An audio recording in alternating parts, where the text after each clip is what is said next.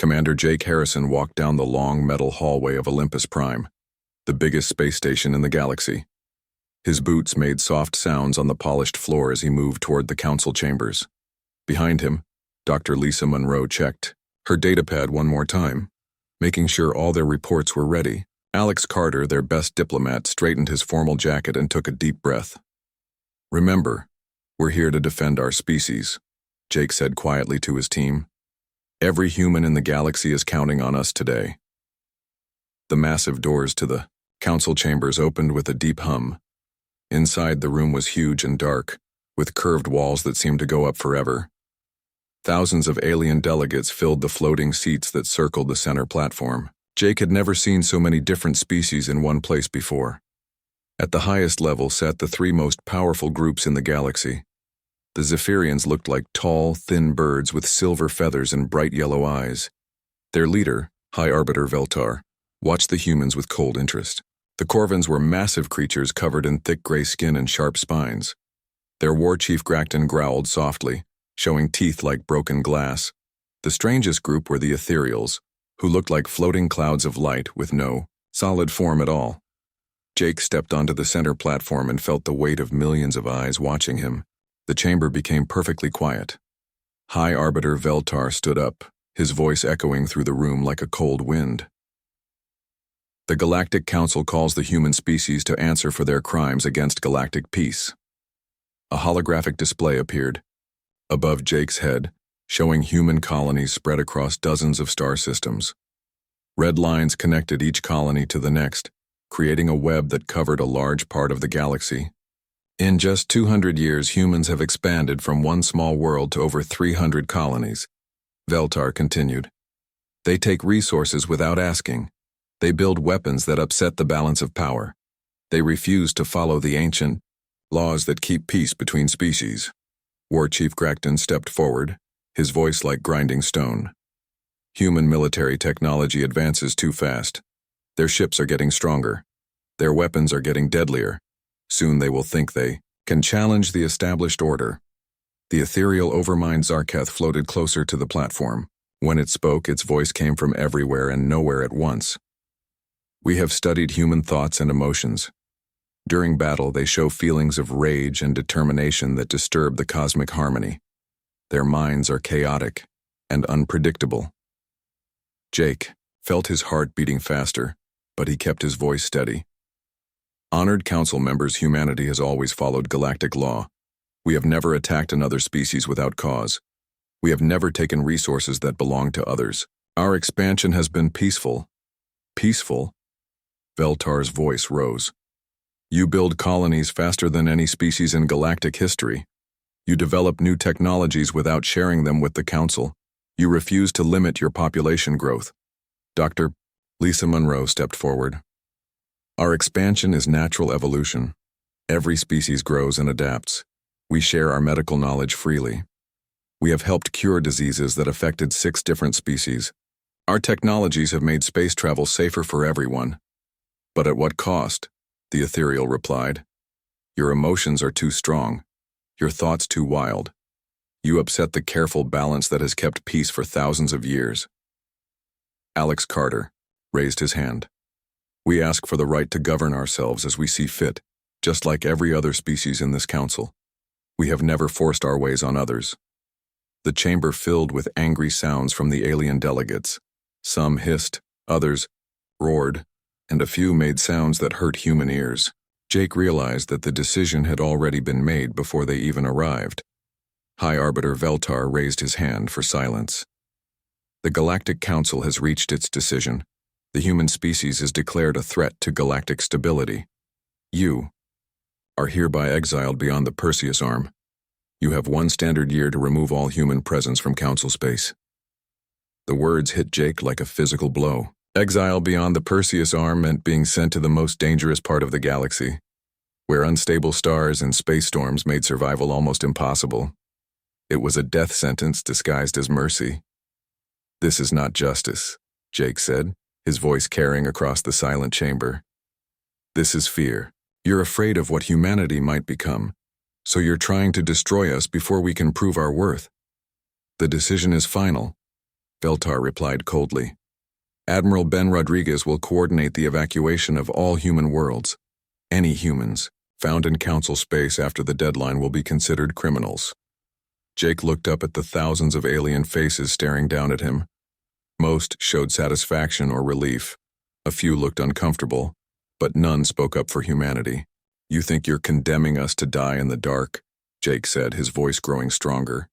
You have no idea what humans do in the dark. We make our own light. The chamber erupted in angry sounds again, but Jake didn't care. He had said what needed to be said. As the human delegation was escorted out of the chamber, he made a silent promise. Humanity would not just survive this exile. They would come back stronger than ever. Outside the chamber, Dr. Lisa Monroe touched Jake's arm. What do we do now? Jake looked out through the station's windows at the stars beyond. Somewhere out there, beyond the Perseus arm, lay humanity's future.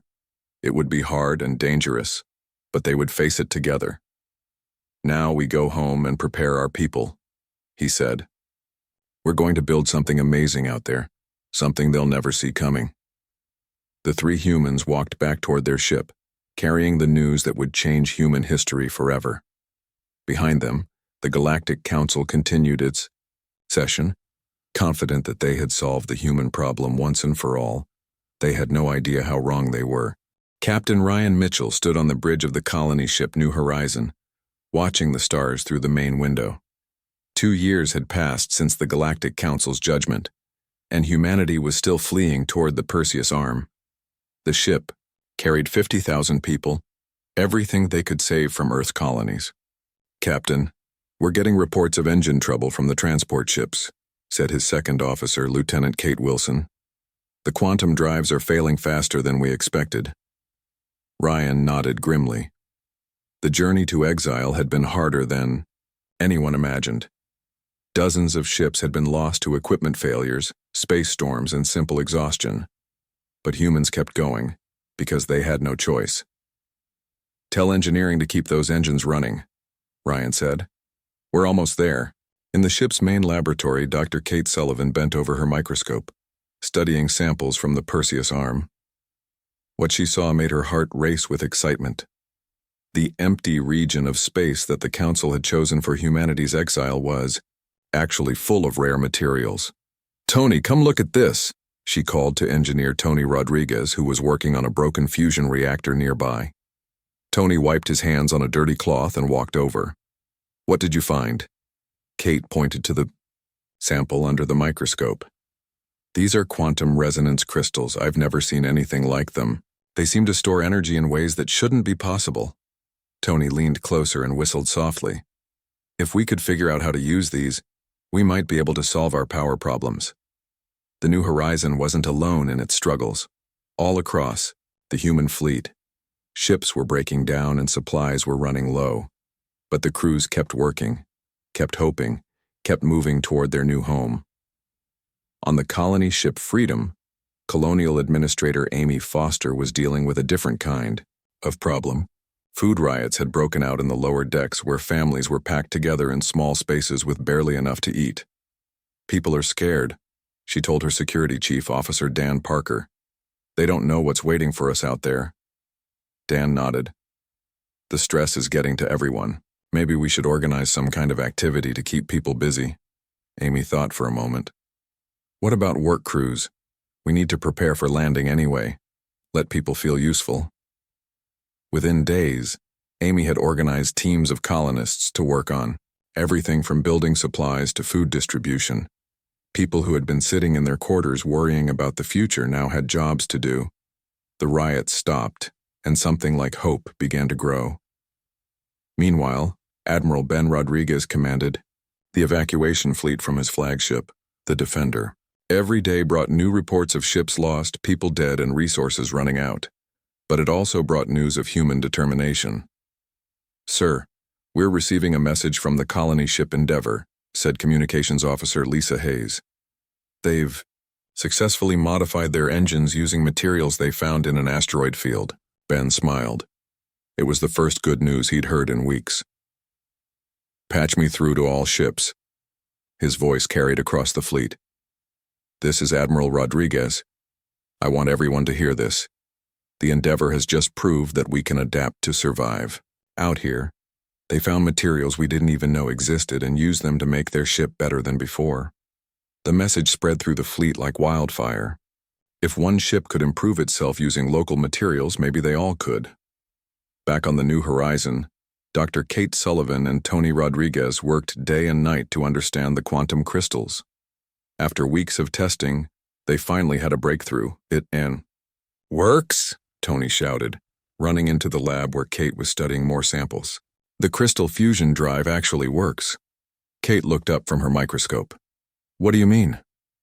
I mean, we just created a power source that's 3 times more efficient than anything the Council uses. These crystals don't just store energy, they multiply it. Word of the discovery spread quickly through the human fleet. Ships began stopping at asteroids to mine the strange crystals. Engineers worked together to modify their engines. Scientists shared their findings across the communication network. Captain Ryan Mitchell watched the changes with amazement. Ships that had been barely limping along were now moving faster than ever. The crystal technology was giving humanity exactly what it needed to survive in the Perseus Arm. Captain, Lieutenant Kate Wilson said, we're receiving a transmission from Admiral Harrison's scout ship. Jake Harrison's face appeared on the bridge screen. He looked tired but excited. Ryan, you need to see what we found. The transmission showed images of a planet covered in strange, beautiful cities. The buildings were made of materials that seemed to glow with their own light. Everything was empty but perfectly preserved. This is Haven, Jake said. The first planet we're going to colonize, but that's not the amazing part. We found ruins here. Ruins of a civilization that was more advanced than anything the Council has ever seen. Dr. Kate Sullivan was called to the bridge to see the images. Her eyes grew wide as she studied the alien architecture. Those buildings are made from crystallized quantum energy, she said. Whoever lived here had technology that could turn pure energy into solid matter. There's more, Jake continued. We found a message. It's written in mathematical formulas that any intelligent species could understand. It says that true strength comes from making your own path among the stars, not from controlling others. Ryan felt a chill run down his spine. Are you saying this planet was inhabited by another species the Council exiled? I'm saying this planet was inhabited by a species that chose to leave the Council behind, and they became something incredible. The transmission ended, leaving the bridge crew in stunned silence. Then Kate Wilson spoke up. Captain, if we could learn their technology, we could build something the galaxy has never seen before, Ryan finished. As the New Horizon continued its journey toward Haven, Ryan thought about the irony of their situation. The Council had exiled humanity to the most dangerous part of the galaxy, expecting them to die. Instead, humans were discovering resources and technology that could make them more powerful than their enemies ever imagined. In the ship's common areas, families gathered to watch the stars through the windows. Children who had been born during the journey pointed at the strange lights of the Perseus Arm and asked their parents what they would find there. We're going to find our new home, the parents said, and we're going to make it better than anywhere we've ever lived. The great exodus was almost over. The real adventure was about to begin. President Maria Santos stood in the council chamber on Haven, looking at the representatives from 50 human worlds. 5 years had passed since exile began, and humanity had not just survived, but grown stronger than anyone thought possible. Friends, we have built something amazing out here, Maria said to the gathered delegates. Each of our worlds has become special in its own way. Haven produces the best quantum computers in the galaxy. Sanctuary grows food that can feed entire star systems. New Eden builds starships that are faster than anything the Council has ever seen. The delegates nodded with pride. Dr. Kate Sullivan, now the chief scientist for all human colonies, stood up to give her report. The ancient technology we found has changed everything, Kate explained. Working with Dr. Greg Campbell, we've created the Quantum Cascade Drive. Our ships can now travel between star systems in days instead of months. Murmurs of excitement filled the room. Sam Walker, the chief engineer, added his own news. We've also developed new metal alloys using the quantum crystals. These materials are almost impossible to destroy. Our ships and buildings are now stronger than anything made from regular materials. Dr. Amy Chen, the colony's top biologist, shared her discovery too. We've created enhancement treatments that make humans faster and stronger. Our reflexes are quicker, our minds are sharper, and we can survive in environments that would kill unenhanced humans. Maria smiled at the reports. Humanity had turned their exile into the greatest period of growth in their history. But she knew their real test was still coming. Admiral Jake Harrison entered the chamber, still wearing his spacesuit from a long scout mission. His face was serious but excited. "I have news that will change everything," Jake announced. "We are not the only species the Council has exiled." The room became completely quiet. Jake activated a holographic display showing the outer regions of the galaxy. "I took the Defiance, our first quantum cascade ship, on a mission to the Galactic Rim. What I found there amazed me. There are dozens of species living in exile, scattered across the empty regions of space. The display showed various alien settlements, each struggling to survive in the harsh regions beyond Council control. I made contact with the Valorian clans first," Jake continued. "They are warriors who were exiled 300 years ago for refusing to bow to Corvan rule. Their leader, War Chief Thorak, didn't trust humans at first. But when I showed him our technology, his attitude changed completely." Jake switched the display to show images of the Valorians. They looked like large cats that walked on two legs with thick fur and sharp claws. "Thorak told me something important. The Council has been exiling species for over 1,000 years. Any group that becomes too independent, too creative, or too strong gets sent to the outer regions to die." Dr. Kate Sullivan stood up. "So we're not criminals. We're just the latest group to threaten their control." "Exactly," Jake replied. "And I found others too. The Nexari are master traders who were exiled for disrupting economic stability. That means they were getting too good at business, and the Council couldn't control them anymore." The display showed the Nexari, who looked like tall, thin creatures, with forearms and large eyes. "Then there are the Luminal," Jake continued. "They are beings made of pure energy who were banished because their evolution made the other species uncomfortable." This time the display showed creatures that looked like floating lights, with constantly changing shapes. "I propose something to all of them," Jake said. "Instead of hiding in exile and barely surviving, why don't we work together? We have technology they need. They have knowledge and skills we can use." President Maria Santos felt her heart racing. "What did they say?" Jake smiled for the first time since entering the room. "They said yes. War Chief Thorak wants to send his best warriors to train with our military. The Nexari are excited about our quantum technology and want to help us build better trade networks. The Luminal can teach us things about energy manipulation that we never imagined." The room erupted in excited voices as the delegates realized what this meant. Humanity wasn't alone anymore. They were becoming the leaders of a coalition of exiled species. "There's more," Jake added, raising his hand for silence. "I discovered at least 12 other species in exile. Some have been out there for centuries, barely surviving. Others are recent arrivals still angry about their treatment by the Council." Dr. Amy Chen asked the question everyone was thinking.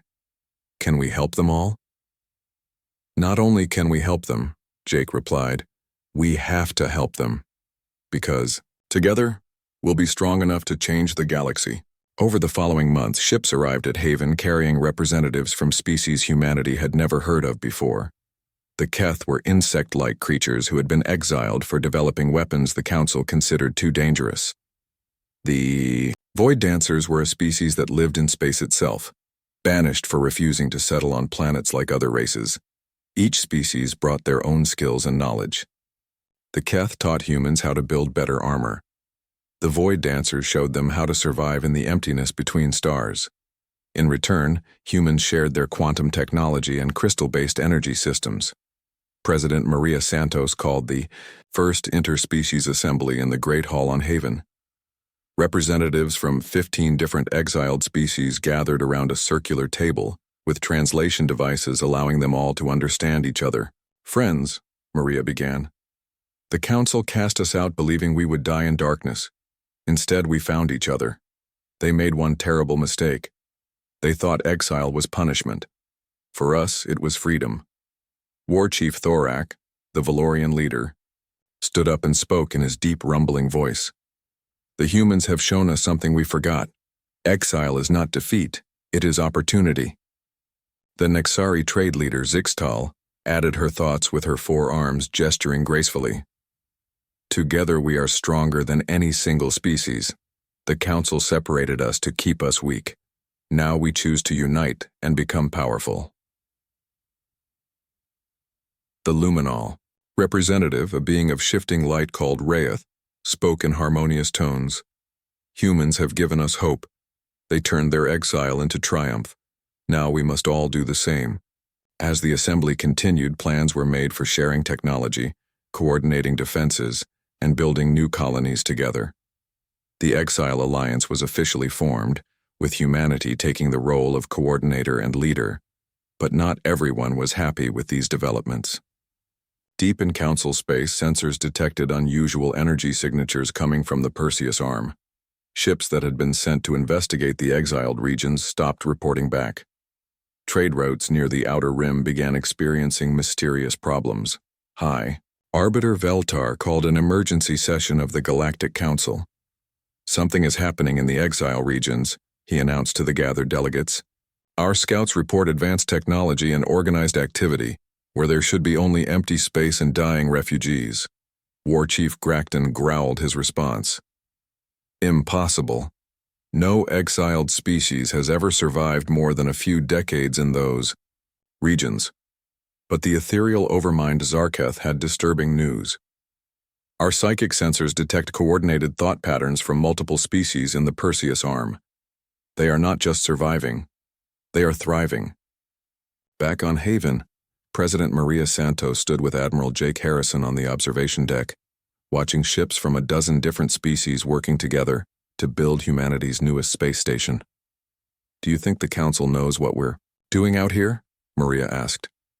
Jake watched a Valorian battleship fly in formation with human cruisers. They're starting to figure it out, but by the time they understand what we've built, it will be too late to stop us. Maria nodded. The exiled species had learned to work as one. Soon the galaxy would learn what happened when you gave the outcasts time and space to grow. 7 years after humanity's exile, Corvin Battle Commander Exresh stood on the bridge of his massive warship, the Iron Fang. His patrol was investigating strange reports from the Perseus arm. 3 Corvin fleets had disappeared near the exile regions, and the High Command wanted answers. Commander, we're detecting unusual energy readings ahead, reported his sensor officer. Ships approaching at incredible speed. Xresh looked at the main screen and saw something that made his blood run cold. Human ships were emerging from what looked like empty space, moving faster than anything in the Corvin fleet. Their hulls gleamed with unknown materials, and energy weapons unlike anything in Council space charged up along their sides. Battle stations! Xresh roared. All ships prepare for combat.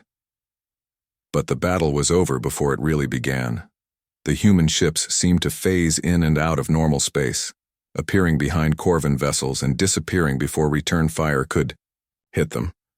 Their weapons cut through Corvin shields like they weren't even there. Within minutes, half of Xresh's fleet was disabled or destroyed. Captain Rick Stevens commanded the lead human ship, the Retribution. His voice came through the communication system, calm and clear. Corvin Commander, you have entered Alliance, space without permission. Surrender now and your surviving crews will be treated fairly. Xresh had never heard of ships moving like phantoms or weapons that could slice through Corvin armor so easily. These weren't the weak humans the Council had exiled 7 years ago. These were something entirely new and terrifying. What are you? Genresh asked over the open channel. We're what you made us, Rick replied. We're the species you tried to destroy, and we've learned to fight back. The surviving Corvin ships surrendered. As Xresh was brought aboard the Retribution, he saw technology that shouldn't exist. Human crew members moved with enhanced speed and precision. Their ship's corridors were lit by crystalline energy sources that pulsed with power beyond anything the Council possessed. But this wasn't the only battle happening across the galaxy. Admiral Jake Harrison had organized a careful campaign of liberation. Human forces, working with their Exile Alliance partners, were freeing prison camps and protecting refugee species throughout the outer regions. Each operation showed the same pattern. Alliance ships would appear without warning, moving with impossible speed and coordination. They would disable Council forces quickly and efficiently, then offer the same choice to every freed world: join the growing resistance or remain neutral. Dr. Lisa Monroe, now Director of Xenological Relations, led diplomatic missions to Council member species who were starting to question their loyalty. She traveled to the Helix Confederation, a group of young star systems that had always felt ignored by the older Council powers. "Look at what they did to us," Lisa said to the Helix Assembly, showing holographic records of humanity's exile. "We committed no crimes except growing too fast and thinking too freely. How long before they decide your independence is also a threat?" the Helix delegates whispered among themselves. Their leader, Prime Speaker Veltos, finally spoke up. "What you show us is troubling. But what can we do? The Council controls trade, technology, everything we need to survive." Lisa smiled and activated another holographic display. "Not anymore. The Alliance offers all of this freely, with no demands for submission or control." The display showed advanced quantum technology, enhanced food production systems, and defensive weapons far superior to anything the Council provided. Several Helix worlds declared neutrality that same day, refusing to send forces to fight the Alliance. Similar scenes played out across the galaxy. The Spiral Communes, a loose confederation of artistic worlds, stopped sending their unique crystals to Council weapons factories. The Merchant Guild began secretly trading with Alliance colonies, amazed by the quality of human-produced goods. General Chris Martinez led the most daring operation of the Shadow War. Intelligence reports had located Tartarus, a prison world where the Council sent political dissidents and troublemakers. The planet was heavily guarded and considered impossible to attack.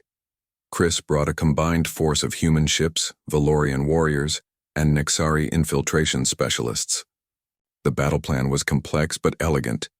Nexari traders would disable the prison's communication systems, while Valorian commandos dealt with the guards. Human ships would provide cover and evacuation. The operation went perfectly. Within 6 hours, Tartarus was liberated and its prisoners were on their way to Alliance space. Among the rescued prisoners was someone unexpected: Zephyra, daughter of High Arbiter Veltar himself. Zephyra had been imprisoned for speaking out against Council policies and demanding reform. When she saw human technology and met Alliance representatives, her yellow eyes went wide with amazement. "My father told me humans were dangerous savages," she said to General Martinez as they traveled toward Haven. "But you fight to free people, not to conquer them." "Your father was right about one thing," Chris replied. "We are dangerous. We're dangerous to anyone who thinks some people deserve freedom, while others don't." News of Zephyra's rescue sent shockwaves through the Galactic Council. High Arbiter Veltar stood before the emergency assembly, his silver feathers ruffled with anger and confusion. "The humans have kidnapped my daughter," he declared. "This is an act of war." But War Chief Gracton had disturbing news from his military commanders. "High Arbiter, our forces report that the humans didn't kidnap anyone. They liberated a prison world. Your daughter was found in a Council detention facility." The revelation created chaos in the Council chambers. Many delegates hadn't known that Veltar had imprisoned his own daughter for her political views. Some began to wonder what other secrets the Council leadership was hiding. The ethereal overmind Zarketh floated forward, its voice filled with something that might have been fear. "There is something else. Our psychic analysis of captured human technology reveals a disturbing development." The chamber fell silent as Zarketh continued. "Human mental patterns are evolving. They show signs of what we call quantum consciousness, a state of existence that could theoretically transcend normal physical limitations." High Arbiter Veltar felt a chill run through his body. "What does that mean?" "It means," Zarketh replied slowly, that we may have accidentally created something far more powerful than we intended to destroy. Meanwhile, on Haven, President Maria Santos received daily reports of victories across the galaxy. Council patrol fleets were avoiding Alliance space entirely. Trade routes were shifting toward human colonies. Dozens of worlds were declaring independence from Council control. But she also knew the Shadow War couldn't last forever. The Council would eventually be forced to respond with everything they had. Admiral Jake Harrison entered her office with the latest intelligence reports. "The Council is mobilizing for a major offensive," he said. "Our spies report they're gathering the largest fleet in galactic history." Maria looked out her window at the bustling spaceport, where ships from 15 different species worked together as equals. "How long do we have?" 6 months, maybe less," Jake replied. "War Chief Gracton is personally leading the assault. They're calling it Operation Purge." Maria nodded grimly. The Shadow War had given the Alliance time to grow strong, but now they would face the full might of the Galactic Council. Everything they had built would be tested in the fires of open war. "Then we'd better be ready," she said. "Send word to all Alliance worlds. It's time to show the galaxy what we've really become." Jake saluted and turned to leave. As he reached the door, Maria called out to him, "Jake, do you think we can win?" The Admiral smiled. "Maria, 7 years ago they exiled us, expecting us to die quietly in the dark. Instead, we built an alliance of the free that spans half the galaxy. I'd say their expectations aren't very reliable." As Jake left to prepare for the coming war, Maria looked up at the stars. Somewhere out there, the Council was gathering its forces for one final attempt to destroy what humanity had created. But they were about to learn that when you give the exiled time to grow, they don't just survive. They become something the galaxy has never seen before. 10 years after their exile began, humanity ruled an empire that stretched across 200 worlds. But Empress Maria Santos, elected to lead the united human colonies, had built something different from what the Council feared. It was an empire, where every species chose to join freely and kept their own ways of life. War Chief Gracton stood on the command deck of his flagship, the Destroyer of Worlds, looking at the largest military fleet ever assembled. 10,000 Council ships stretched across space like a metal ocean. Behind him, holographic displays showed the Perseus arm where the humans had built their rebellion. "Today we end this threat forever," Gracton announced to his fleet commanders. "The humans and their alliance of outcasts will be crushed. The natural order of the galaxy will be restored." The massive fleet began moving toward the Helios Nebula, where Alliance scouts had reported the human main force was waiting. Gracton felt confident. No matter how advanced human technology had become, they couldn't possibly stand against 10,000 warships. Admiral Jake Harrison, now Supreme Commander of the Allied Exile Forces, watched the approaching Council fleet from the bridge of his flagship, the Phoenix Rising.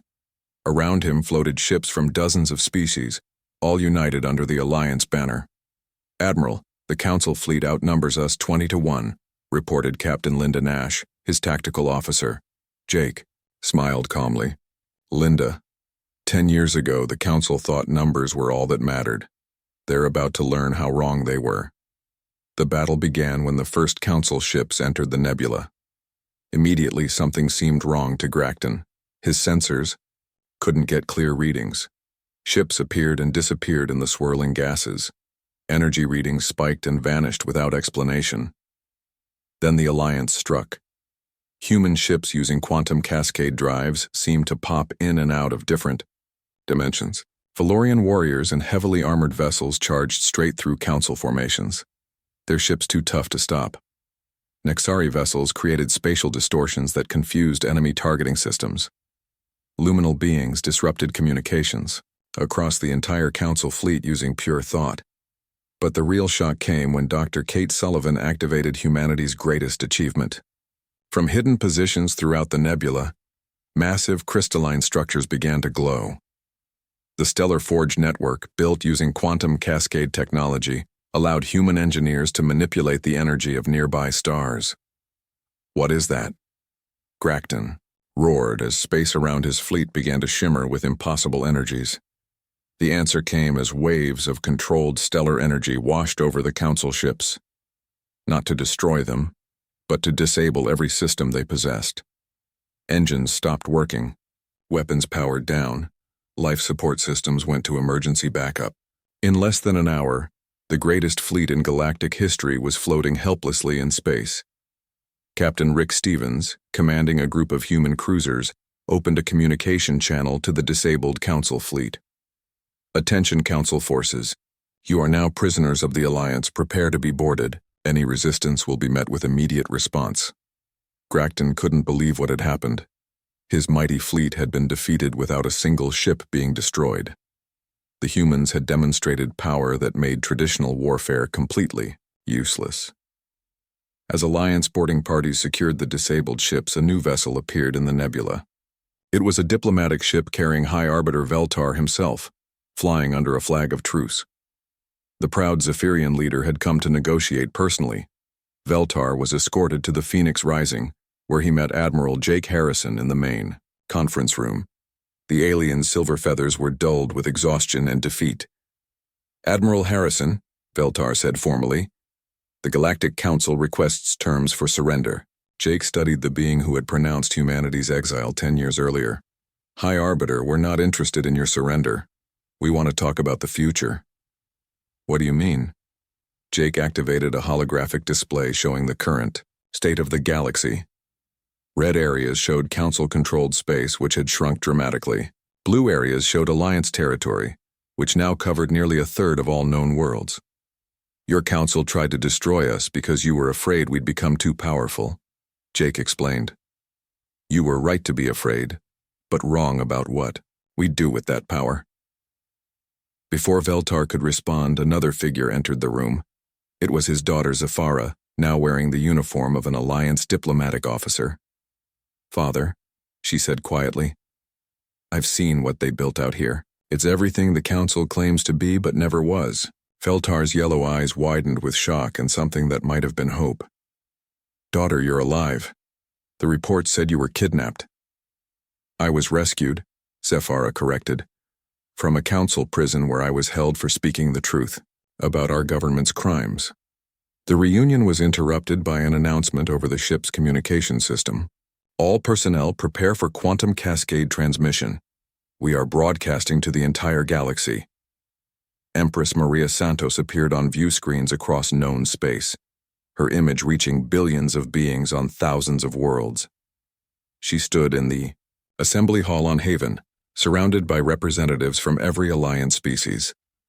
"Citizens of the galaxy," Maria began, "today marks the end of an era of fear and oppression. The Galactic Council tried to destroy humanity because we grew too fast and thought too freely. They failed because they didn't understand what makes us truly dangerous." The broadcast showed images of Alliance worlds where dozens of species lived and worked together as equals. Former Council colonies where people had voted to join the Alliance. Refugee ships being welcomed at human spaceports. "We are dangerous to tyranny," Maria continued. "We are dangerous to the idea that some species deserve to rule while others must serve. We didn't return to conquer the galaxy. We returned to offer everyone what the Council tried to deny us: the right to choose our own destiny among the stars." The broadcast ended with a simple message scrolling across every screen in Council space. "The Alliance welcomes all who seek freedom. Join us and help build something better." In the days that followed, the response was overwhelming. Entire Council member species voted to leave and join the Alliance. The Helix Confederation became the first major Council power to switch sides completely. The Spiral Communes declared independence and immediately requested Alliance membership. High Arbiter Veltar found himself presiding over the dissolution of the government he had spent his life serving. In a final session of the Galactic Council, he made an announcement that shocked the remaining delegates. "The old Council is finished," he declared. "We tried to maintain order through control and fear. The humans have shown us a better way. I propose we dissolve this institution and work toward joining the new galactic government they are building." 6 months later, representatives from across the galaxy gathered on Earth for the founding of the Stellar Commonwealth. The old council chambers on Olympus Prime stood empty, while delegates met in the restored halls of humanity's homeworld. Admiral Jake Harrison, now promoted to Fleet Admiral, stood with Empress Maria Santos as they watched ships from hundreds of species arrive for the Constitutional Convention. "Do you think this will actually work?" Maria asked, watching Zephyrian diplomats discussing trade agreements with Valorian warriors. Jake smiled. 10 years ago, the Council exiled us because they thought we were too dangerous to control. They were right. We were too dangerous for their kind of galaxy. But we're perfect for the kind of galaxy we're building now. The Stellar Commonwealth was founded on principles the old Council had never understood: voluntary association, mutual respect, and the right of every species to govern itself. Former Council worlds lined up to join, attracted by Alliance technology, and the promise of true representation.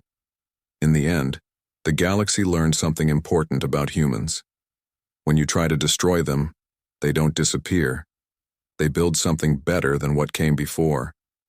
The age of exile was over. The age of freedom among the stars had begun. Years later, children across the galaxy would learn about the time when some species ruled over others, and they would ask their teachers how such a thing was ever possible.